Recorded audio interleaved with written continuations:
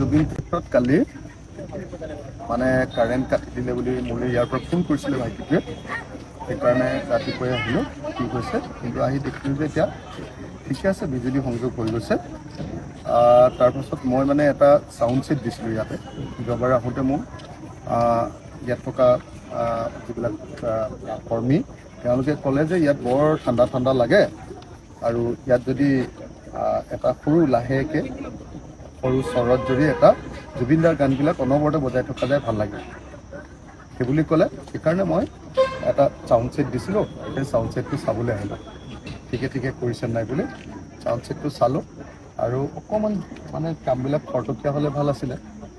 চৰকাৰৰ কাম একদম লেহেমীয়া হৈছে আৰু আনফালে এতিয়ালৈকে জুবিনদাৰ ন্যায়ৰ কাৰণে যি ফাৰ্ষ্ট ট্ৰেক কোৰ্টৰ কথা, দৈনন্দিন হিয়াৰিঙৰ যি কোৰ্টৰ কথা কৈছিলে, সেই কামটো চৰকাৰে এতিয়ালৈকে কৰি দিয়া নাই।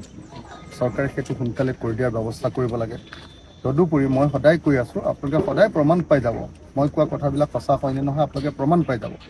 মই কৈ আছোঁ যে এতিয়া যিখন চাৰ্জশ্বিট দিছে, এইখন চাৰ্জশ্বিটত জুবিনদাৰ মৃত্যুৰ কাৰণে জগৰীয়াসকলৰ কোনো শাস্তি নহয়।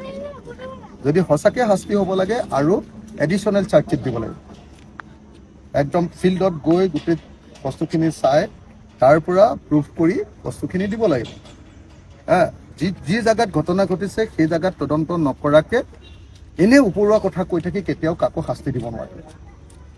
হিমন্ত বিশ্ব শৰ্মা চৰকাৰখনে আজি মই নিজে দেখিছোঁ যে তেওঁলোকে সিদ্ধাৰ্থ শৰ্মা আৰু আমাৰ কি মহন্ত আছিলে এজন শ্যাম কানু মহন্ত, সিদ্ধাৰ্থ শৰ্মা, তাৰপাছত সিদ্ধাৰ্থ গোস্বামী, শেখৰজ্যোতি গোস্বামী, এইবিলাকক বচাবৰ কাৰণে কাম কৰি আছে। এই চৰকাৰে জুবিনদাক ন্যায় নিদিলে। যদি ন্যায় দিবলৈ হয় দুটা কাম স্পষ্টকৈ কৰিব লাগিব। এক নম্বৰ হ'ল এখন এডিশ্যনেল চাৰ্জশ্বিট। কি কৈ আছোঁ, সদায় কৈ আছোঁ, সদায় চিঞৰি আছোঁ, এইটো নকৰিলে কেতিয়াও দুখীয়া শাস্তি নাপায়।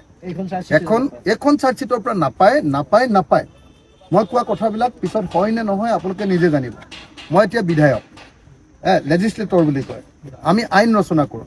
গতিকে কোনখন চাৰ্জশ্বিটৰ পৰা শাস্তি হ'ব আৰু কোনখন চাৰ্জশ্বিটৰ পৰা শাস্তি নহয় আমি বুজি পাওঁ। মই তন্নকে পঢ়িছোঁ, তন্নকে পঢ়ি মই বুজিছোঁ যে এইখন আচলতে ইহঁতক বচাবৰ কাৰণে হিমন্ত বিশ্বই চাৰ্জশ্বিট দিছে। সেইকাৰণে মই বাৰম্বাৰ কৈছোঁ যে চাৰ্জশ্বিটখন আৰু এখন এডিশ্যনেল চাৰ্জশ্বিট দিব লাগে। নম্বৰ 1, 2খন দিব লাগে দৰকাৰ হ'লে। নম্বৰ 2, জুবিনদাৰ যিটো তদন্ত এতিয়া যিটো হিয়াৰিং চলি আছে, সেই হিয়াৰিংটো ডে টু ডে হ'ব লাগে। আৰু নম্বৰ 3, এটা নেশ্যনেল লেভেলৰ এটা এডভোকেটৰ টীম, তাত অধিবক্তাৰ টীম এটা তাত দিব লাগে। আমাৰ জিয়াউৰ কামাৰ্ডা বহুত ভাল এডভোকেট, কিন্তু অকল জিয়াউৰ কামাৰ্ডা নহয়, জিয়াউৰ কামাৰ্ডাৰ লগত এটা নেশ্যনেল টীম এটা হেডেড বাই জিয়াউৰ কামাৰেই হওক। কিন্তু এইটো যেতিয়া কৰিব তেতিয়াহে প্ৰকৃত অৰ্থত দোষীক শাস্তি দিব পৰা যাব। গতিকে মই এই কথাখিনি আপোনালোকক ক'লোঁ। আৰু জুবিনদাৰ ক্ষেত্ৰখন যিধৰণে নিৰ্মাণ কৰিব লাগিছিলে কৰা নাই। কিবা 2 কোটি নে 4 কোটি দিয়া বুলি কৈছে। এইহেন বিশাল ঠাইখনত বৰ 4 কোটি টকাৰে কিবা কনষ্ট্ৰাকশ্যন হ'ব নেকি? ৱালখনেই নহ'ব, হয়নে নহয় কওক? গতিকে চৰকাৰে জুবিনদাক তেওঁলোকৰ চৰকাৰ দিনত মাৰিলেও চৰকাৰে জুবিনদাক এতিয়ালৈকে ন্যায়ো নিদিলে। চৰকাৰে জুবিনদাৰ কাৰণে কৰিবলগীয়া সাধাৰণ কামকেইটাও নকৰিলে। মই সেইকাৰণে কৈছোঁ হিমন্ত বিশ্ব শৰ্মাক পাপে চুব। ইমান আমাৰ অসমৰ আটাইতকৈ জনপ্ৰিয় মানুহজনক এনেকৈ যে অন্যায় কৰিছে, পাপে চুব। অন্ততঃপক্ষে ইমান দিন 100 কোটি টকা এটা ইয়াত ডিক্লেয়াৰ কৰি দিব লাগিছিলে, 100 কোটি টকা এটা, আৰু যুদ্ধ ক্ষিপ্ৰতাৰে কামবিলাক কৰি দিব লাগিছিলে। তেতিয়াহে আমি বুজি পালোহেঁতেন। 2 কোটি 5 কোটি ৱালকেইখনেই নহয়, 2 কোটি 5 কোটি টকাৰ জুবিনদাৰ প্ৰতি যি অন্যায় কৰিছে। আপুনি চাওকচোন, এইহেন সৰু ঘৰটো বনাবৰ কাৰণে ইমান দিন লাগে নেকি? আজি দেখিবলৈ পোৱা গৈছে এই যিসমূহ ঘৰ আছে, এই ঘৰসমূহ বতাহ বৰষুণ দিলে জুই হৈ যাব। এতিয়া বৰষুণ দিলে আপোনালোকে চাবলৈ পাবচোন, ইয়াত কোনো মানুহ সোমাব নোৱাৰে নহয়। বৰষুণ দি দিয়াৰ লগে লগে জুবিন ক্ষেত্ৰত কোনো মানুহে সোমাব নোৱাৰিব।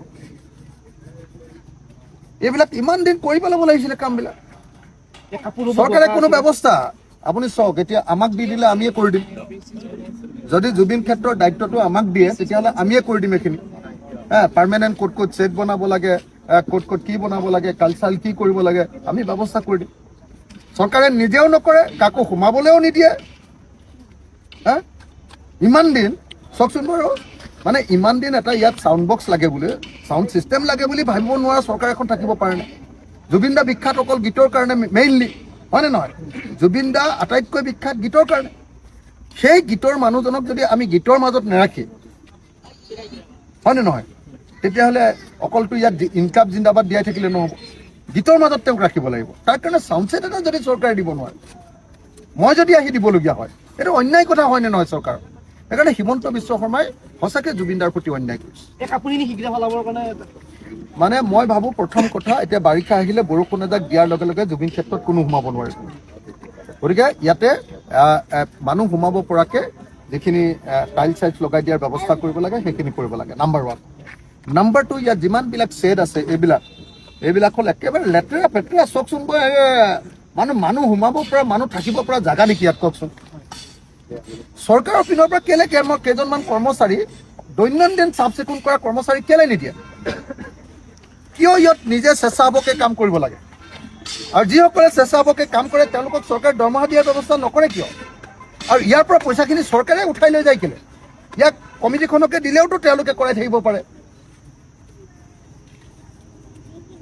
আজি ইয়াত কৰ্মচাৰীবিলাকক যিবিলাকে কাম কৰে তেওঁলোকক আমিহে সকলোৱে দি মেলিহে সহায় কৰিহে চলাই আছোঁ। চৰকাৰেতো একো দায়িত্ব লোৱা নাই, এইটো অন্যায়।